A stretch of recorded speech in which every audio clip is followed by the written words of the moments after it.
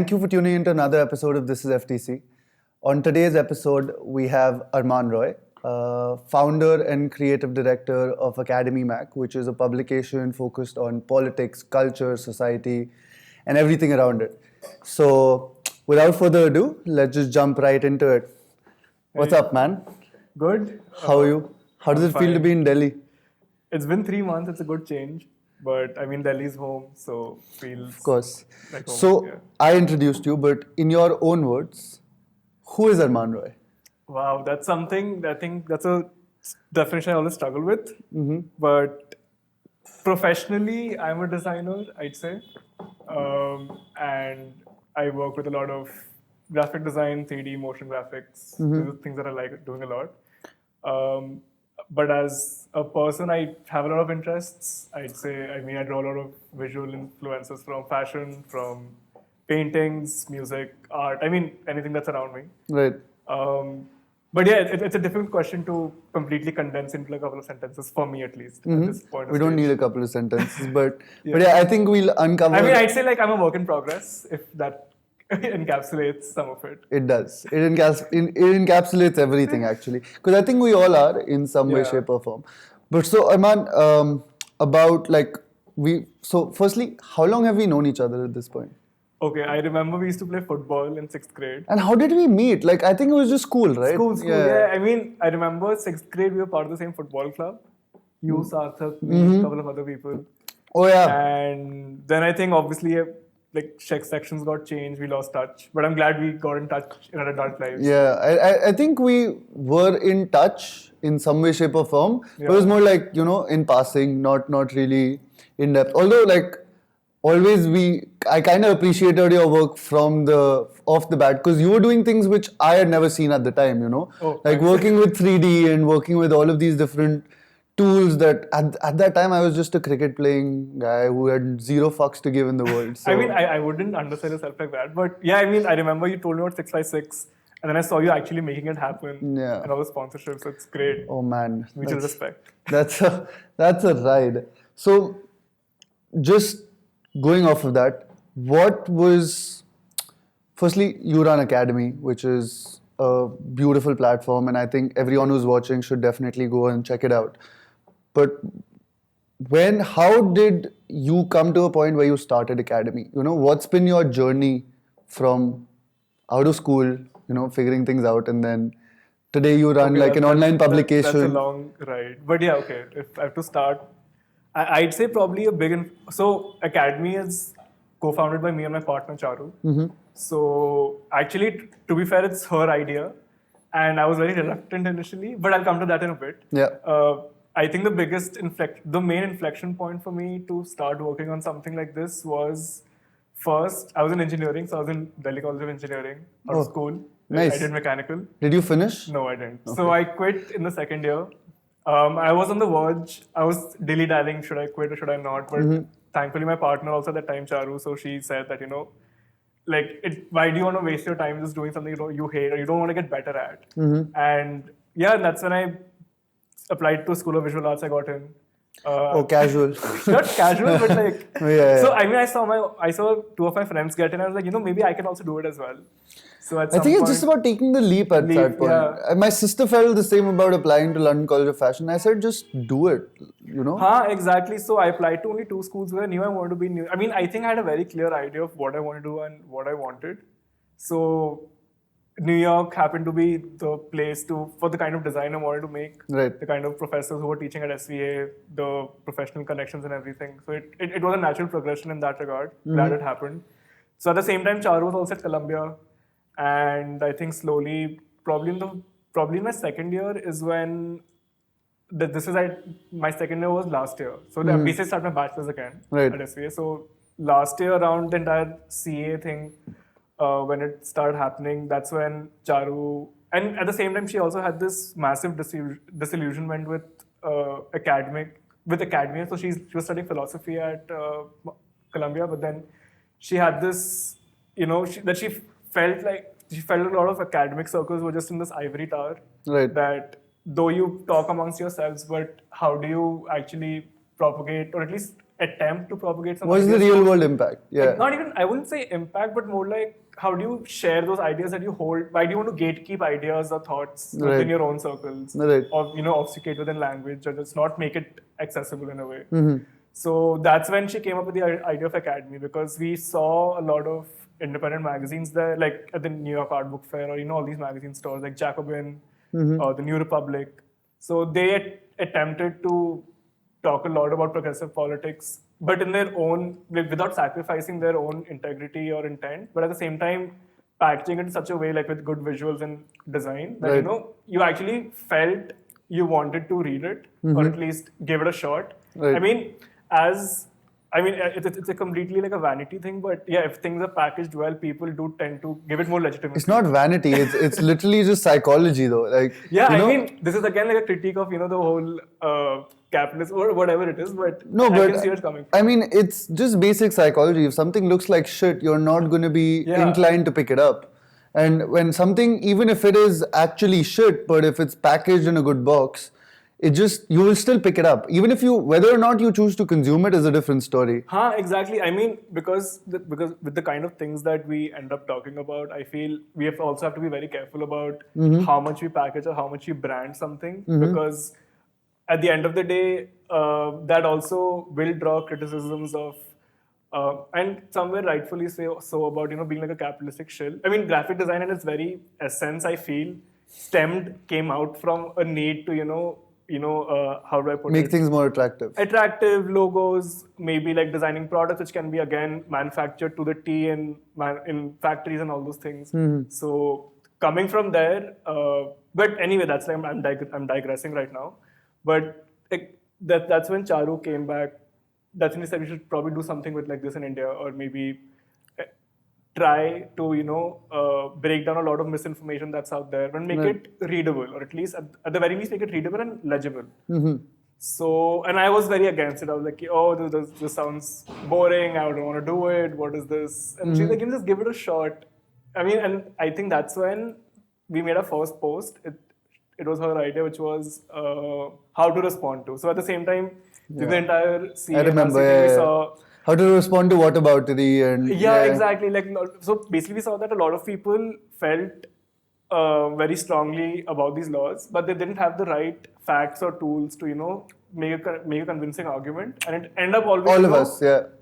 It fell into those traps of oh, what about this, what about that, personal insults. So I think that's why we just start condensing all this information to like very common lines of reasoning, and I think that caught a lot of people's eye. Right. And for me, that was very surprising because I had no hopes, I had no expectations. So you could say it's actually Charu who started Akademi, and I just happened to and maybe after that I thought, okay, maybe there's some value to this. No, super interesting. Because I remember that first post very, very clearly, right? Yeah. And I remember going through that, and I remember messaging you about it as well, saying this is incredible, and I needed to, read something like this. Thank you. I'm glad. Which brings me to a question that I was going to ask, right? So you use design as a form to make extremely dense information, something that's not very easy to pass through if you're not very interested in the subject, and make it bite-sized and consumable. So has that been a conscious effort, or is that just part of your design ideology from the start? I think with the bite-sized bits, so we've definitely moved from that to publishing full-fledged and very deep, what do you say, and in some way investigative writing now. But all your posts are still very much. Yeah. I mean, so what we do is that we pick portions that that we feel, if you want to see at a glance what it is, these summarize all of it.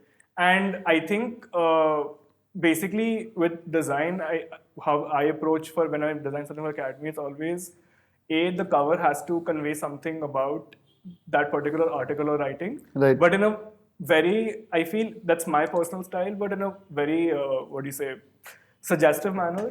Symbolic almost. Symbolic or maybe suggestive, or that where you can have multiple meanings just by looking at it.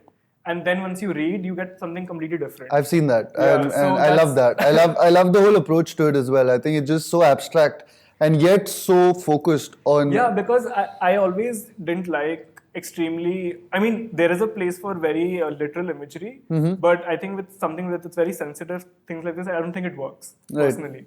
So then with that, then it comes down to how much can we fit per slide, because I think that's basically at the crux of all of it is how much can you what do you say, reasonably fit in a slide where it's readable and people don't lose interest. So I think that's where the kind of typefaces I choose or the line breaks. I think line breaks are very important when you're trying to make anybody read anything on a screen. Yeah. Please have line breaks because I think that's what our English teacher always taught us. Yeah, everybody as well. skips. Yeah. So that's where we break some rules with the writing, because we want this. Our Instagram post, it's a very specific purpose, is that you get like an overview of what this is. Yeah. If you're interested, go to a website, you can read the entire thing. Right. It's up to your own discretion. So that's where that's how we approach Academy's each Instagram post. And your design is just stemming from just making that, because not only so, as you said, it's packaged so well that people are almost more intrigued to read what it says. And and that's what we're trying, is that maybe I know for a lot of people they might feel squeamish about reading about politics or certain tough to talk about topics, maybe like about caste, about all these things. But maybe at some point, if you make it accessible, or at least say that give reading this a shot, Right. and then see if we don't place an expectation on people. You have to read this and you have to Yeah. I mean, I'm glad it's great if people educate themselves, but we don't place that on you. Is that right? It's just here it is. you just put it out, and then whoever wants Have to a consume look. it. If you feel there's something of value to it, please read the entire thing on our website. Right. And I hope you get something out of it, Right. because all of us put so much work into it. No, I've seen that, and I think it's for someone who's in some way or shape or form versed with how the creative process works. I'm not personally designing things, but I have an idea of how it works. I think it's very clear to anyone with a discerning eye to see how much work and research and thought process has actually gone into every single thing that you put out. And what's the name behind Academy? Like, what's the meaning behind naming what you call Akademi Mag? So, okay, Academy, again, this was coined by Charu. Okay. So I think we're missing Charu today. Yeah, I mean, I think, but again, her grandmother was unwell, so she couldn't come through. But For sure. you should do an episode with her. Definitely. I will at some point. Definitely. So she came up with the name, and again, like when you hear Academy in like an Indian context, it's always within government institutions like say Sahitya Kala Academy or Lalit Kala Academy and stuff like that, and it's like a Hindi version of say Academy, or some sort of the actual word Academy. In German, surprising, it also means a learned society.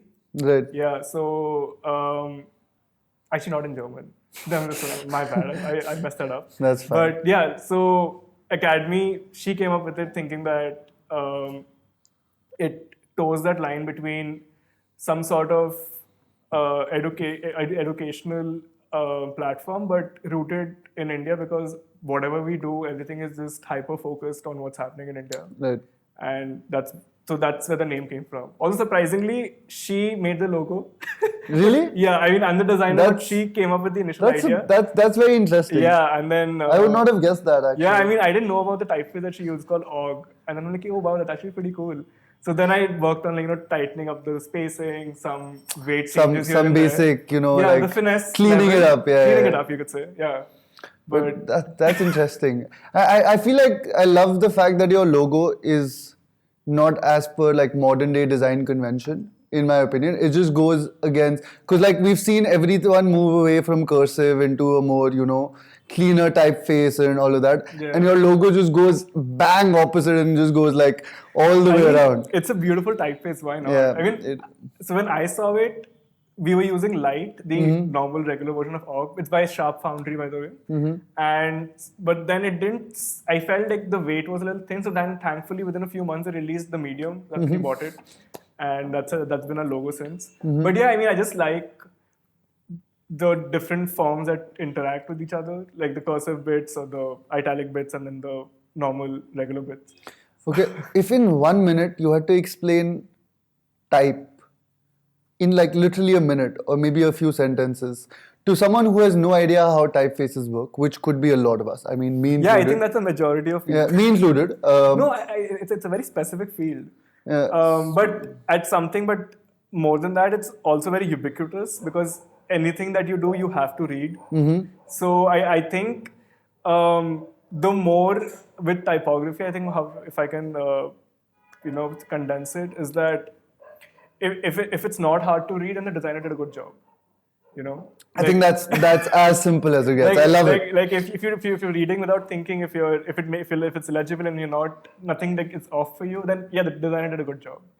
Perfect. Because I feel with type, unless it's big display type, even then, if again like with reading also, how you design those type forms, it's very technical. Is that because it has to work at such a small size, all of them have to work together. They have to work on a page. They have to work on a book together.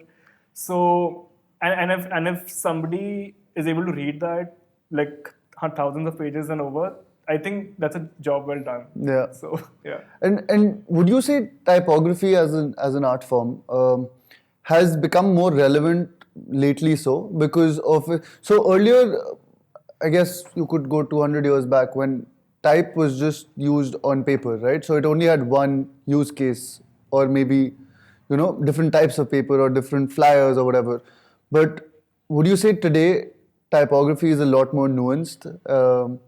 I guess like typography has been here for maybe centuries, millennia. Calligraphers, scribes. Then you had Gutenberg being the printing press. But I feel screens are definitely like a medium which now typography has access to. It's like a completely different medium that's not tied to paper. So it's its own requirements. And more than nuanced, I feel there's more fun you can have with it. Yeah. You don't have to stick to just, even we have centuries of great type that's just on paper or just on physical medium. So not discounting that, but with screens you have motion. So I feel with typography and motion, they both work hand in hand. I don't think you can compartmentalize them both. And I feel since the future is screens, the future is also motion in a way. Everything will be moving now. I agree. But yeah, it's just another application surface that you have with its own sets of complexities and needs. So that's definitely, you can have more fun with it. I think it's evolved type. Like first you only had a couple it's almost forced type to evolve.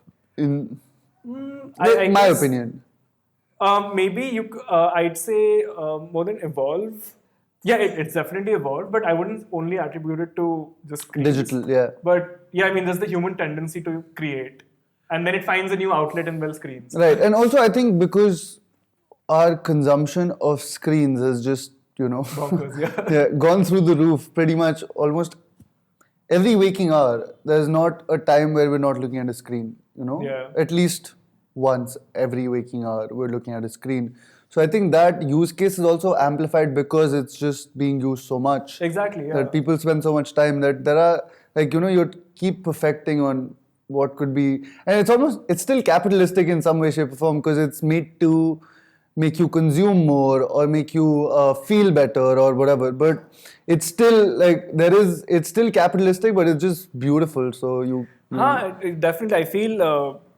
I guess now that people have more access to, I think at somewhere when people have more access to tools, you also have a lot of great typography or anything great that comes out, because earlier maybe not everybody had access to a type foundry to make lead cut wood or wood cut type and then print it on paper. But now you have a computer. If you have MS Paint, you can make type on that. If you have a computer, you can make. If you have paper, you can make something on it, scan it back, make type out of that. So I feel the more access you have to tools, the more vibrant and better the entire landscape for that particular creative field is. And I think that's what you're seeing with type as well. Yeah. Is that now that people are just seeing that we can all do all these things with type and all these different fields together. So it doesn't have to just be in one lane as it only used to be.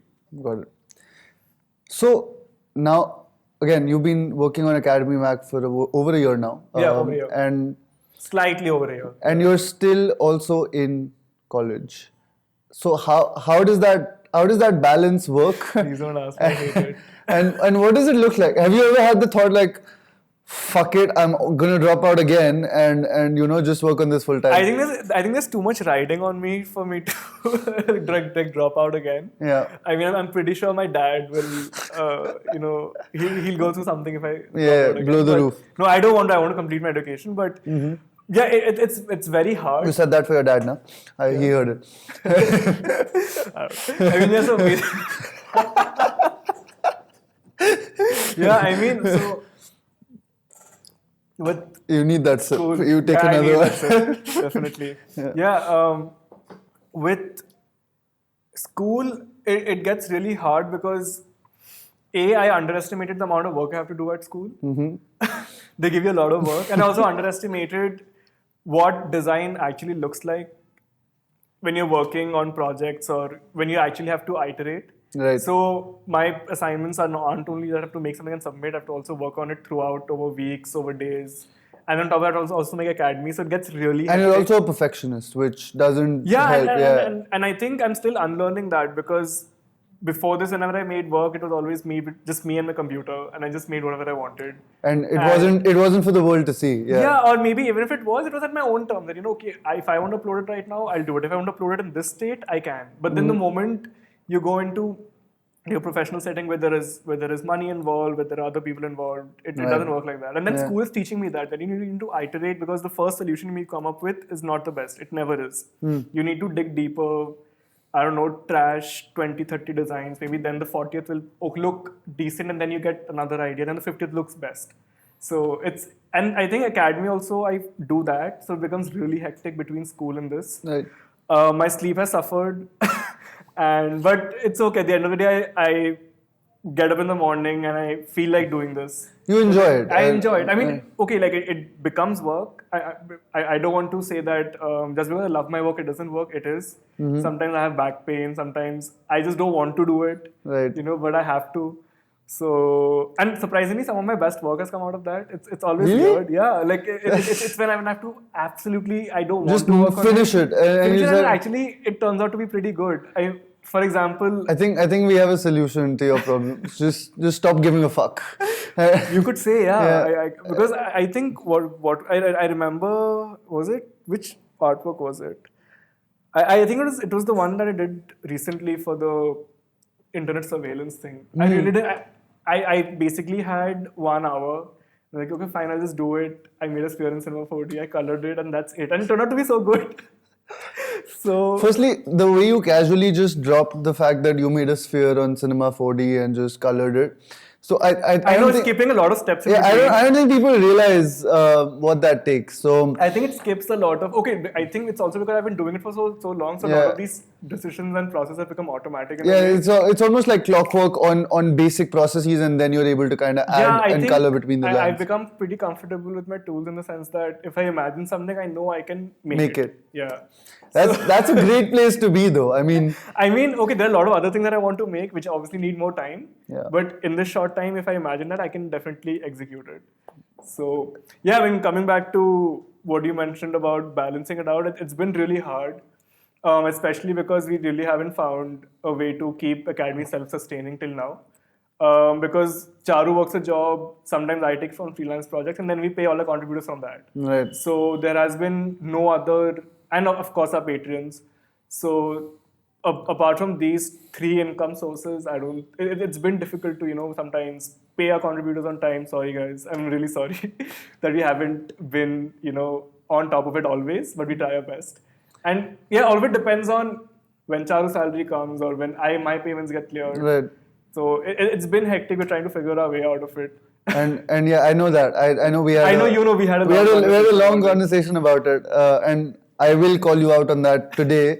Yeah, but yeah, so I just want to go back to one of the points that you mentioned, which is in terms of the tools that you use, right? And a lot of people are familiar with like Photoshop, which is because it's such an overused term. Like people will see something and say, "Go Photoshop, just Photoshop it." Yeah. So, what are the different tools that you use to make your work? I mean, and like you don't have to be very in-depth about all of them, but just like in terms of listing them out and what their purposes are. Okay, I think starting off, one of the reasons why I got so into design or at least design on a computer is because of Photoshop. I think it's not a surprise for a lot of people that, somebody gave them a pirated copy or they had access to it and then it started off. And I think somebody clicked that, okay, like this tool will let me create all the cool things that I see or want to make. Right. I think that's where the appeal of Photoshop lies. That, once you start using it, you actually realize just how powerful it is. Right. For me, a big part of my workflow is Photoshop. Nothing that I put outside, it's pretty rare that I put something out and it doesn't go through Photoshop. It's very rare. It's almost like my bread and butter. A lot of people swear by Illustrator. It's Photoshop for me because retouching effects, the kind of control I have over manipulating images and all those things. Right. So it demands it to go through it. And Photoshop is image based, whereas Illustrator is vector based. Yeah, vector based. Yeah. I use it combined. I make stuff on Illustrator, I bring it into Photoshop and stuff like that. But I used to use Illustrator for typesetting, but for most of ever since design school and considering Academy that everything needs to look a certain, has to have some sort of uniformity, at least with the text, I've moved to InDesign, and it's so powerful, it's insane. Is it InDesign free as well? Like InDesign is free for anyone to use. Is it? Yeah. So. Okay. It's one of the few Adobe softwares that's just okay, free. Maybe. I'll have to check on that. But I get Creative Cloud from my college. Yeah. After that, I have to start paying, but it's fine. It's a business expense. But yeah, InDesign is insane. It's so powerful. I think to some extent all Adobe programs are. That's why they charge what they charge. Yeah, okay, I don't like the monopoly, but if you take each software in its own, it's very deep. You can actually make a lot of things. You can it allows you the kind of depth as deep as you want to go. Right. With InDesign, the kind of fine-tuned control I have over, say, you know what? Why I moved to InDesign? What really made me push there? Because for Academy, I used to underline everything with like the line tool in Illustrator. That's a roundabout way of going about it. And then in InDesign, I found, okay, wait, if I go to paragraph styles, I go to underline, then I can set like a offset. I can choose by the pixel ki kitna niche chahiye mujhe. And that changed it. And I was like, wow, I need to move to this tool. So it's like this little Eureka movement. Yeah. So for typesetting, 100% InDesign, nothing comes close to it. Even the grid, the use of how you can use grids and place things, amazing. Right. Cinema 4D is my love. I think I was very disillusioned in between. But then I was on Instagram and started seeing all these 3D artists, and I'm like, wait, how do they make all of this? Then I saw the hashtags. I'm like, oh wait, Cinema 4D. Let me look it up.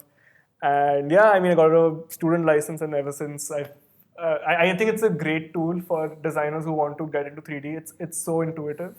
Because I remember I tried 3ds Max when I wanted to make mods for GTA San Andreas, but I failed. What were you trying to make? What was the? You might have failed, but what were you trying to make? Part of my world building exercise as a child was that I used to add a lot of mods to GTA Vice City and GTA SA, like to replace cars. Maybe I wanted to make small. So I remember I hated some of the graffiti on the walls in the game, so I made my own. And I put it. It's so stupid. Honestly, that's fucking amazing though. Like that's like you see something and then you fix it and then it's better. Yeah. So over there, I thought maybe I should design my own car, but I tried 3ds Max. I gave up.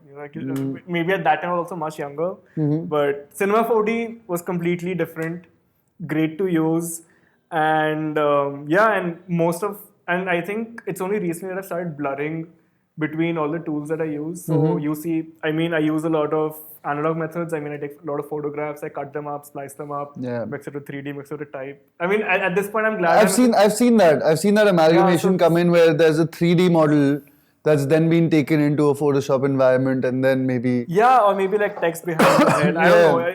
I feel just mixing and matching. I don't think you need to lock yourself into, I'm a digital designer, I'm a painter. Okay, if you want to do that, great, but they're just tools for me and a means to make what I want. So that's... And so you also mentioned freelance. How do you get time between what you do at Academy and what you do in school to actually do freelance? Definitely things have suffered because I try to take too much on my plate. This was definitely in November and December. I think October, November, December were hell because I took up two. I had school. I had my final submissions. Academy work anyway. Is It's ongoing. intensive Yeah. because we're working with a lot of different with Yeah. our contributing writers, with the research team, with the editing team, and on top of that, I also had to earn money to like at least pay our contributors. If we've commissioned them, we have to also pay them. Right. So there was a time when I had all these three things going at the same time, and I basically realized I couldn't focus well on either of them. So I didn't do a good job on any of the three things I wanted to do. So that's when I just made a conscious decision to like at least stop freelance at least for this month. Or at least the last month, because it got really bad. I mean, I wanted some rest. I knew I got really burnt out, like extremely burnt out, to the point I didn't want to open my laptop. How you were in Goa and you were burnt out? Like that's Yeah, I think because that's a conundrum. I was in Goa, I think it wasn't as bad. If I was in Delhi, I would have gone crazy. I'm pretty sure. Cheers to that. Yeah. Because I mean, at least in Goa, I could escape. I mean, the air was good. It was green. If I wanted There to was go to a the beach, yeah. yeah, I could go. So okay, like to be fair, driving in Goa sucks, but everything apart from that, Goa is great. Yeah, I think that's the only thing that you can complain. I think The that's weather's nice, people are nice, Yeah. the food's great, and it's just you're at the beach and not much. Yeah, I think it's only after Goa, I just, you get like another sense of, I mean, okay, I already know that India is pretty diverse and like the extent of plurality that we have. But yeah, I mean, even just living there, just seeing how people live their lives in Goa, it's just so very different to say, like, okay, I'm from Tripura. So how people in Tripura live, or maybe in Delhi live, and all of us together in this one massive country. I mean, there's definitely some merit to the idea of like a united India, which then I saw as you travel, you will probably see that, Right. and that's what I experienced in a very small form when I lived in Goa for 3 months. How do collaborations happen at Akademi?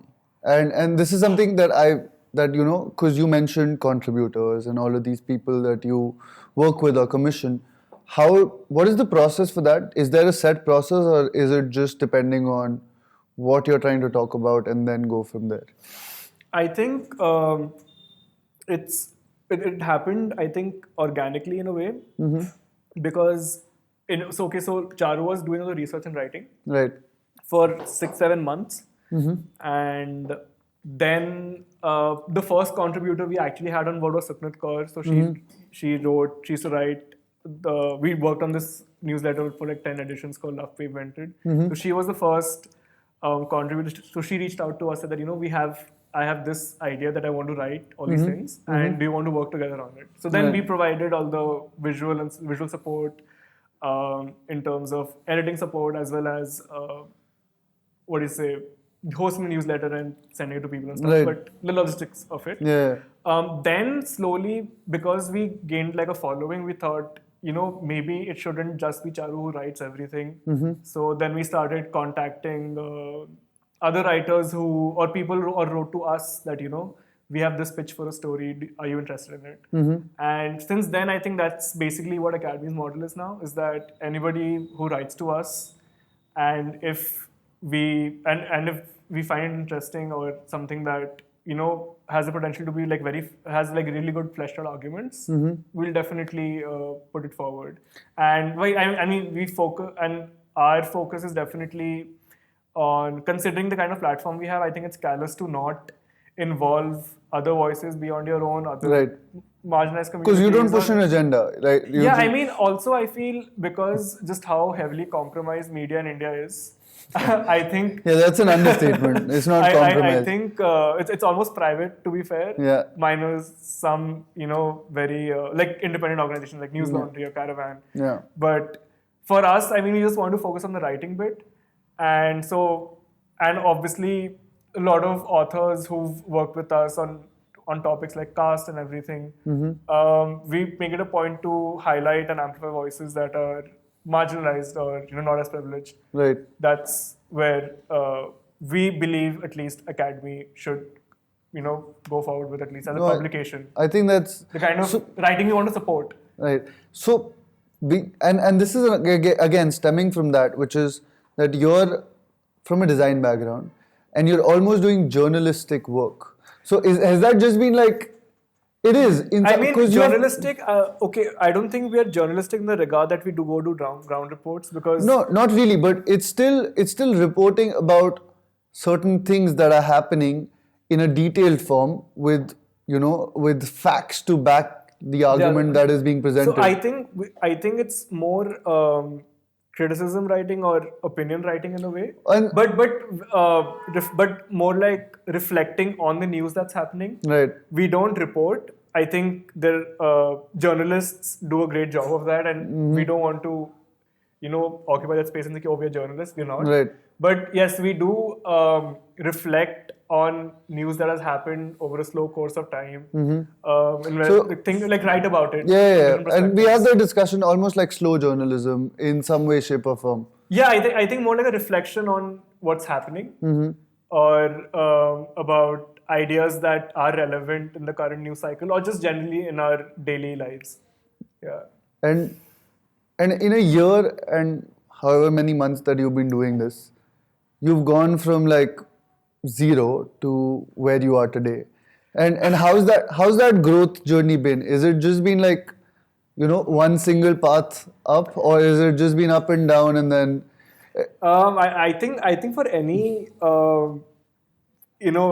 I feel it grew a lot initially. Last December. I mean, December 2019 is when we started. So the entire December, January to February span, we did get a lot of people who followed us for all the updates that we posted about the CA and RCA and things like that. But and it's been steady, though we've reached like some kind of plateau right now. But I think that ups and downs happen. There are times when we lose followers again, but I think we don't try to fixate on that much. I mean, it's very easy, it's very difficult not to, because if you don't have engagement, that means your writers don't get the kind of visibility that they expect from our platform. Right. So somewhere there is that responsibility that we have to maintain engagement, but also you can't predict it, you can't control it.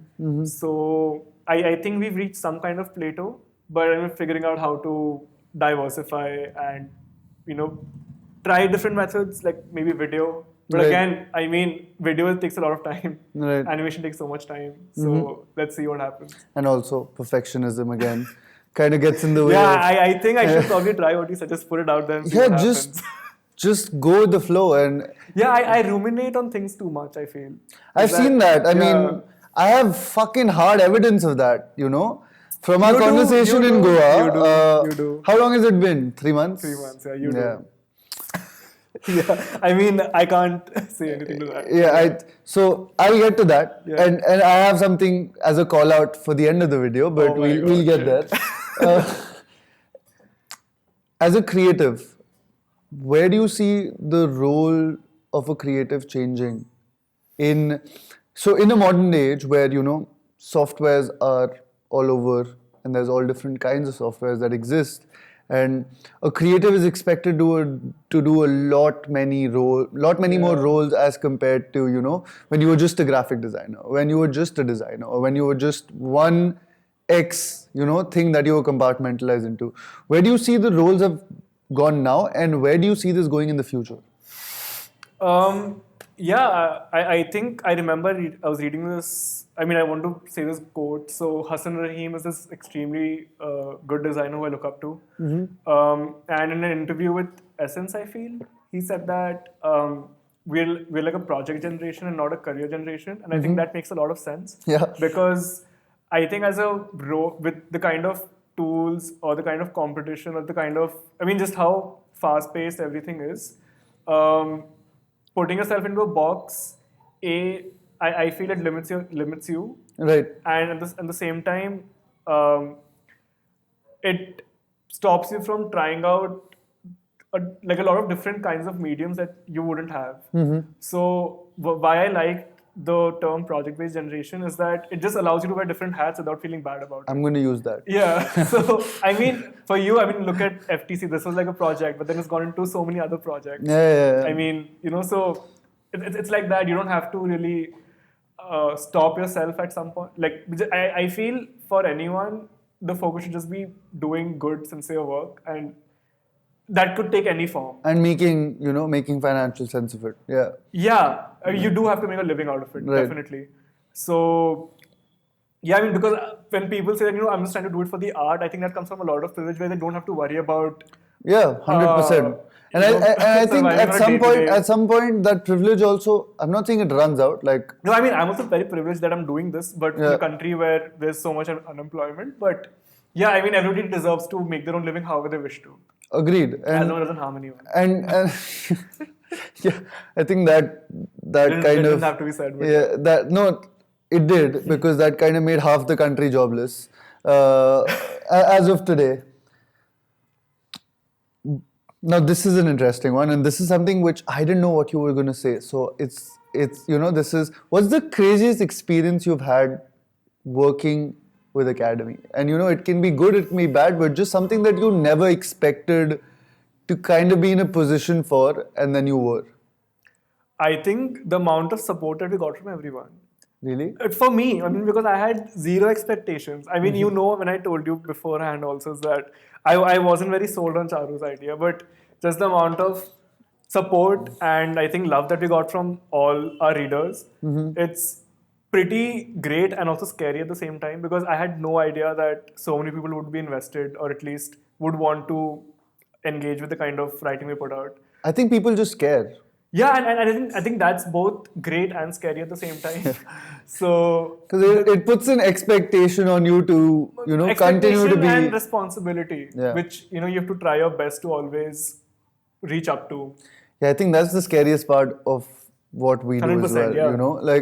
because it's so easy for a concept. When you think of an idea, it's very pure. It's unadulterated. It's there as an idea in your mind. But when you actually go to ground and when you actually start building that idea and start making financial sense of it, it's so easy for that idea to lose essence. Yeah, and I think that's where, that's why we haven't. That's why I think our ideas also have changed, or at least we're in a constant state of always rethinking what Akademi is, what it should be, the kind of things that we want to do, the kind of people we want to work with. So I guess because of how fast-paced everything is, it keeps us on our toes to always keep reviewing that and making sure all our actions fall into place within that, within the kind of guidelines we've set for ourselves. And that responsibility, right, is almost a scary part. And this is something that I feel the same about a lot of times, because building the space and trying to get everyone within the community to be involved and also for them to be invested in some way, shape or form, because there's product from them, there's expectations of their brand and all of those things. All those things. It's definitely hard. I mean, you're running a retail space. I don't even know what that entails. Yeah, it's a whole different animal, I agree. But it's just that when you think about it, as long as you stay true to that pure idea and keep making financial sense out of it, I think you're going to be fine. I hope, yeah. And we're all still figuring this thing out, yeah. Definitely. I mean, I just want to reach a point where we're just comfortable with the amount of that, we can get X amount of contributors every month. Everybody's paid on time and they're paid well. Yeah. Because right now we only offer an ordinary amount. I feel bad about it because, if I was a creative, I would want to pay full price or whatever it is. But that's why we've always mentioned that, this is what we can afford. If this is okay for you, we can go ahead with this. Right. And I'm sure that's still above market. Like, knowing you. A lot of places don't pay. So yeah. I mean, that's exactly why. Like, it's still above what I think it's important to, practice what you preach at some level, because I've been a pretty vocal critic about how a lot of unpaid internships. Yeah, because that sucks. I mean, there are very few people in the world who can actually access that, or who have, who can live only people with privilege can do that. Yeah, and I think that just robs so many people of equal opportunities. Yeah. So definitely, I mean, and also from like a wage or like labor perspective, you're putting in work. You need to be compensated for the time you put in and the effort you put in. Right. So that's why it was like a principle that we don't, make anybody do free work. But like we definitely do have people who wanted to help out on a voluntary basis, and we really appreciate, and we're very thankful for that. But yeah, like that's our overarching, because we always make sure that we pay all our contributors, whether it's like artists who we work with or writers who we work with, Right. and editors as well. Shout out to the editors. 100. Shout out to like everyone on Everyone your team, Academy, firstly, yeah. because I think what you guys do is much needed, firstly, in the current political and political discourse that we live in. And also, the way you do it is just phenomenal. Thank so, you. shout out to everyone who's at Academy. Yeah, shout out to everyone who's at Academy. And Thank you for Charu believing and in us. Aarman and everyone on the team. Just, you guys are doing phenomenal work. And we hope to be able to, keep supporting what you guys do in some way, shape, or form. Thank you so much. What's the vision like for you personally as well as for Academy? So, what do you see yourself doing in the future? If I told you shut your eyes, forget for a minute that you have anything on your plate, what would you ideally be doing Like with Academy? with your life? Like just you as a creative, as a designer, what would you be doing? And then think about what you would do with Academy as well. I mean, I guess I'd stop being very hard on myself for fun. That's definitely number one on my to-do list. If I could do everything without any constraints, or it's definitely stop being hard on myself a lot, and maybe just inculcate some discipline. I feel I'm very 0 to 100 in the sense that there are days where I just don't want to work, and there are days when I'm just locked in onto my computer for weeks, Right. and there's nothing that can move me from there. Okay, that's maybe my process, but I know that comes with a lot of stress, which I think as I grow older, I don't want, or at least I want a healthy way to circumvent that. Right. Or work You'll around figure it out. I think. I think there's. So this is like more like personal self-growth goals, or as you put it. But Right. as a designer, I feel I'm very fortunate to work on something like Academy because I know for a lot of designers they shy away from mixing politics with design, but it doesn't have to be that way. Yeah. I mean, to exist in a world in some form, way or shape is to be political. Yeah. And you don't have to shy away from that affecting your work. Right. Because when people say only design is just grids or circles, squares, it is, but seeing it's only just form, Yeah. I think it's a little disingenuous. It's just lying I think to yourself. it's like shying away from responsibility. Yeah, exactly. In a way, I mean, I think it's more like that you don't want to. I read this really cool article, I think, that said that that view of design is the equivalent of those motivational posters that you see saying, "Don't be sad, be happy." I mean, that's the best analogy I can think Don't of. be sad, be happy. Yeah, I mean, reading this article is very informative. I can't recall right now, but I'll tell you which one it is. Yeah. I'll look it up. And so, what's the future like for Academy? So we definitely, I think maybe because I'm saying it on record, that will hold me accountable. Yeah, but we definitely... We heard it here first. Yeah, we heard it first, but we're definitely planning a print edition.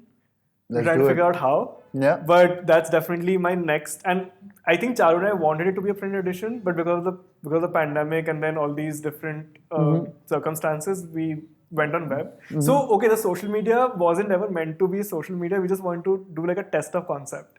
Yeah.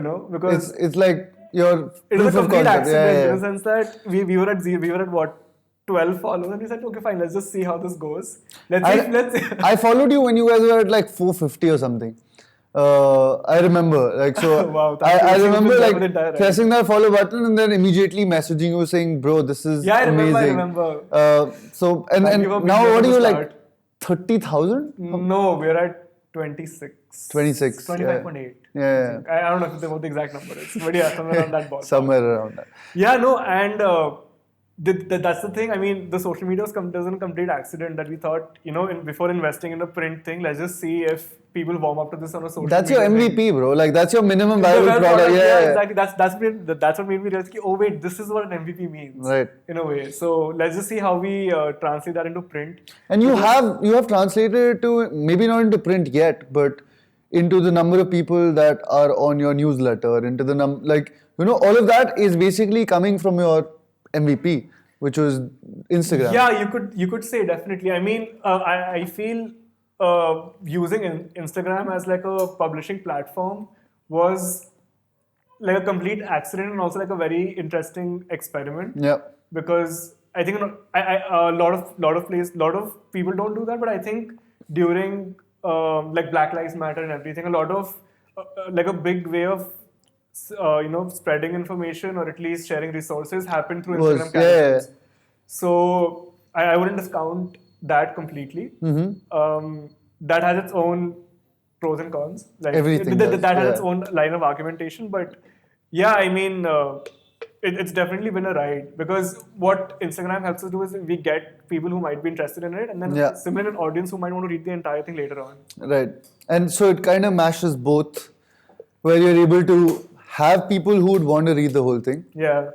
Who can go on the website and read it. And then there are certain people who just want the gist of it and are able to get that as well, which you have done beautifully so, you know. Yeah, I think we just want to be a starting point for your own investigation, your own search. In a world where most media can't be trusted, I think that's a great starting point. With our editors and our fact checkers, they do a lot of work, and I feel the strength of Akademi is the work that they do. I'm just the front, right. Which makes it look nice. Yeah, I mean, but I feel like we're on the same page on that, because everything that we build here is not just us doing everything all at once. It's a lot of amazing people, exactly, that are behind the scenes, that are maybe behind the camera, not in front of it, who are actually making these things happen. True, agreed. So with print, we definitely hope to, I guess, make like a very hyper-focused issue on like one issue, but like delving into the various aspects or branches it can go off in. And like a monthly or a quarterly? No, not monthly. I think because I think the dream that I have, the kind of visual fidelity that I wanted it, I don't think I can reproduce it monthly. No way. I don't have the bandwidth, nor do I have the kind of resources to do that. Definitely we're thinking twice a year. But it'll be like a nice, like a substantial edition where you can sit and read for a while. I'm looking forward to it. Yeah, I mean, now I said it on record, I probably have to execute it now. You have to. I mean, there's no way you're not. There's another thing you're going to. There's another thing that you are going to execute that I'm going to make sure you do. I know. At the end of this video, we're going to make sure that happens. But before we get to that, so this is more like philosophical in some ways, and it's almost like, I guess this is my last question to you. No, I mean, go ahead, ask me. Which would be, so what is one piece of advice that you would have given to yourself 5 years ago or like 7 years ago, when you were just, someone who liked to experiment with all of these different tools and just did it for the fun of it, and now that you do it for a living, what is one piece of advice you'd want to tell yourself? I think I'd want to say a couple of things, because I think, I haven't reached that clarity what can be, laser into one thing, but I feel, 5-7 years ago, how old was I? I was probably like 16, 17. Yeah. Okay, when I was 16, 17, yeah, that's when I started doing design and all those things on the computer. But I feel if you believe in yourself, in the sense that believe in yourself so much that you're ready to stand up for it, which at some level I did not. But I don't. But that's not an experience that I had. I'm not. I don't regret it. Okay, I regret some portions of it. Right. But what going to engineering college helped me was get that clarity that I don't want to do this. Right. And it gave me the clarity that when I go into design school, these are the things that I want to do. Because I'm pretty sure if I joined design school when I was 18, I would have squandered it 110%. I'm not mincing words here, but knowing me, I would have. So I feel. The biggest advice I would give myself is that you don't have to rush things. Right. Take it easy, take it slow. If you don't have to match up to what other people are doing in their own lives, everybody's life is different. They have their own challenges, their own wherever they come from. But if you want to do something, focus on being good at it, the craft of it. I mean, don't be an asshole, basically. I mean, because why I'm saying this is that... that's as blunt as it gets. Yeah, hey, 16-year-old self, don't be a fucking asshole, man. Because I think at some point, with certain people I have, which I regret. So, and I've apologized to all of them. But I mean, even with design also is that I feel you need to be sensitive about the kind of subject matter you deal with, not only political, but any subject matter you deal with, you should always treat it with care. So that's what I mean is that the number one is don't be an asshole, and also things take time. I think anybody in the creative field knows that creating things take time. So it's okay if life isn't going according to what society or certain codes prescribe you to adhere to. Right. It's fine if you're taking your own time, but as long as you can say to yourself with conviction that okay, fine, I'm doing it for myself. I'm doing it to improve my work myself. Then, you can't be lying to yourself while you're doing that. Exactly. Yeah. So because then you're gonna find yourself in a position where I mean, I don't want it to become like a smoke and mirror situation for yourself. Yeah. Because that would just be worse later on. Exactly. So because that's what I felt is that if I don't want to be better at something, I'll never be good at it. Yeah. And that's essentially what made me move into design. Because I didn't care about engineering. I passed all my classes. I didn't fail. I was decently good at math and science, but decently good. I mean, I didn't have the energy or just the will to be good at it. I know a lot of people do. I wasn't one of them. No, I feel like for people who work in the creative field in some way, I don't necessarily think that they just did it because they were bad at math or science. I just think they did it because they wanted to do it. Yeah. And so it kind of stems from that need versus want argument, True. Like you need design, you don't want it. Like it's something that's an intrinsic part of you in some way, shape or form. And Agreed. I think I do agree with this intrinsic sort of inclination that you have towards certain things, and you should trust that. Yeah. Trusting your gut, trusting that intrinsic inclination that you might have to a certain task or certain way of working, you should trust that.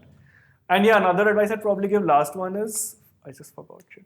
It just came to my mind. But it was more along the lines of share your knowledge. Don't gatekeep. Don't gatekeep ever. Because I know, I don't want to take names, but it's pretty endemic in every single creative industry, whether it's fashion, design, whatever. People love to gatekeep. Yeah. Don't gatekeep. It does no one anything. I think there's a few people who are breaking that norm and they're breaking it beautifully. I mean, your OpenRack project is an example of that. I mean, why I mention that is because from a point of respect only, because you said you wanted to open up the space to other people and you're doing it. How many stores do that? Retail is not cheap, right? Yeah. Running a space is not cheap, rent is not cheap. I think it's just about, when you look at a concept, again, in its pure form, growth for all is a concept that when we thought of actually getting all of these different people into the space and making them stakeholders by putting their brands or putting their stuff, I think that was the concept, which is, mutual growth, not just one person or one thing. Feel, maybe you can get somewhere just prioritizing only your growth and maybe just pushing everybody else down. But I feel it's more richer and more satisfying. I mean, I won't say satisfying, but I think it's great when everybody's working to gassing each other up, saying that, mutual support, I think, is what should be the norm, at least for the future, because that will help us keep, I'm not saying, but at the same time, we need that. It'll help us keep learning. Keep going. Yeah, I mean, in the sense that I think we need that from our own peers, is because who else will give it to you? They're not monkeys. I mean, a lot of people, you anyway have to fight tooth and nail with clients to pay you anything. You have to fight with other people explaining what you want to do. Yeah. But if your own peers don't support you, or at least don't wish the same amount of success that they want for themselves for you, then what's the point of having a community? You don't build a community, or at least some level of respect for each other in that. Yeah, I get that. And I think another example of someone who's made their art everyone else's art is Sumit Roy. By with his recent project with He-Rock, he literally puts out all the collateral out for anyone and everyone to use to make it their own, which in a way is beautiful, Exactly. Even I think Shiva so he's this typographer, really good, and he's put out a lot of work and posters and things which anybody can use without crediting him, or on especially related to the farmers' protests or CNRs, and that's great. No gatekeeping, putting things out for people, sharing knowledge, because I think the more you share, it also enriches yourself in a way that you find holes in your knowledge. Yeah. In a way. But from that argument, right, when you say no gatekeeping, but at the same time, for you to monetize your work, like, how can you have a paywall on Academy at some That's why point? we don't. Yeah, I know, but I'm saying for you to monetize your work at some point, because as you said, you have to pay the bills and you have to pay contributors and everyone else. What is the route that you're going to be taking, Aarman?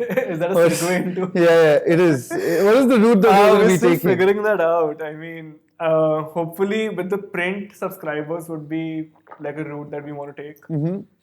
That's it. Okay. And you know what? I know you're itching for it. Go. I'm going to go for it. So, guys, this is an open call out on Aarman today. But the day this video goes live, we're going to be putting a link out, which is just going to be a GoFundMe or one of these links which allows people to fund other people. And that's just for the amount of incredible work that Academy Yo, Mag does. no way. Come on. No, this is happening. I'm not kidding. no. So, in the current political climate where we're in a world which is not, it's full of disparity and a lot of different things that are going wrong, I think it's important for independent media to be alive and well. So, the day this goes up, there's going to be a link that's going to go up, and everything that you guys contribute is going to go to Academy Mag. You're crazy. No way. So, man. so he didn't do it. I told him to do it. I told him to literally put a button on his website which says donate now, and he did not. But so this I is. mean, okay, to be fair, you were reworking a website, but okay, but thank you. But But yeah, you don't have to do this. Thank you this so is much. like this starts the day it does. Okay, because I wasn't expecting this link thing at all. Because I mean, I was expecting something I else. had it in my mind at some point because you're gonna wait till it's perfect and then see if people want to pay for it. I'm telling you, people will pay for it you're because the crazy. work that you do is Okay, good. I mean, okay, I had full disclosure, I had no idea about this. I absolutely had no idea about this. Me What neither. happened I on it that. literally came to me when I was talking to you when I Dude, said. you're crazy. Come on. So I think that's all from us for tonight. Big hand to Aarman Roy for agreeing to do this with us. And remember why we do it, guys. We do it for the culture. Thank you so much.